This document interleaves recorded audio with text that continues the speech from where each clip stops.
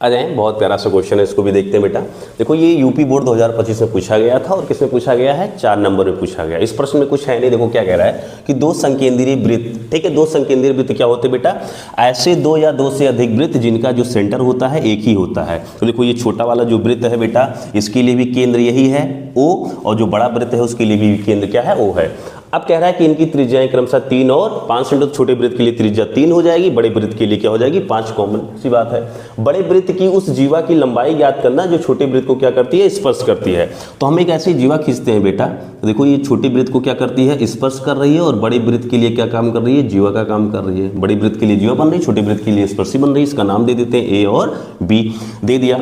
अब अगर केंद्र से इस वाली परिधि जो ये पॉइंट है इसको मिलाएंगे बेटा, तो देखो केंद्र से बड़े वृत्त की परिधि को मिला रहे हैं तो क्या बन जाएगी, बड़े वृत्त की त्रिज्या। तो ये कितनी आ जाएगी बेटा, यहाँ पे ये 5 सेंटीमीटर देखो दिया है, ठीक है।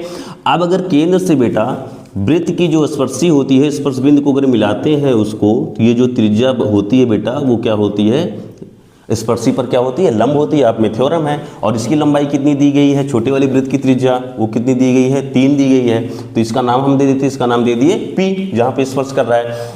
देखो क्या हो जाएगा यहाँ पे, त्रिभुज OAP में बेटा ये समकोण त्रिभुज बना, इसके सामने वाली भुजा 90 अंश के सामने वाली भुजा क्या बनती है, कर्ण बनती है। तो सबसे बड़ी भुजा का जो वर्ग होता है बेटा वो क्या होता है, शेष दोनों छोटी भुजाओं के वर्गों के, अर्थात क्या हो जाएगा ये AP का स्क्वायर और प्लस में क्या हो जाएगा OP का स्क्वायर। इसका मान कितना है 5 का स्क्वायर। इसका मान कितना है बेटा, यहाँ पे देखो AP का तो मान निकालना ही है, प्लस में OP की वैल्यू कितनी है 3 का स्क्वायर। यहाँ हो जाएगा 25 और इसका स्क्वायर करेंगे 9 आएगा, इधर आएगा बराबर की इधर लाएंगे तो माइनस में हो जाएगा, और ये हो जाएगा AP का स्क्वायर। इसमें से उसको माइनस करोगे आएगा 16, स्क्वायर इधर आ जाएगा, स्क्वायर जब इधर आएगा तो क्या हो जाएगा, रूट में बन जाएगा, और ये हो जाएगा AP। इसका मान कितना हो जाएगा, 4 × 4 का पेयर बन रहा, रूट से बाहर आएगा, और किस में मिलेगा, ये सेंटीमीटर में मिलेगा। तो ये AP की वैल्यू हमें पता चल गई। हमें क्या निकालना है, बड़े वृत्त जो है उसकी क्या निकालना है बेटा, जीवा, जो छोटे वृत्त को स्पर्श करते था। हमें AB की लंबाई निकालनी है, और AP की वैल्यू देखो हमें पता चल गई कितनी है, ये 4 है। यहाँ से यहाँ तक की जो वैल्यू ये है लंबाई हमें पता चल गई है। अब हमें जब AB की लंबाई निकालनी है, AB की लंबाई बेटा, तो AB की लंबाई क्या होती है, आप ये बात जाने जरा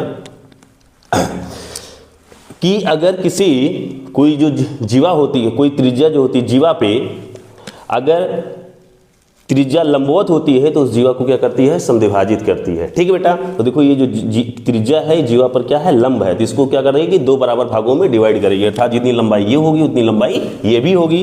तो AB बराबर क्या हो जाएगा, 2 × क्या आएगा AP।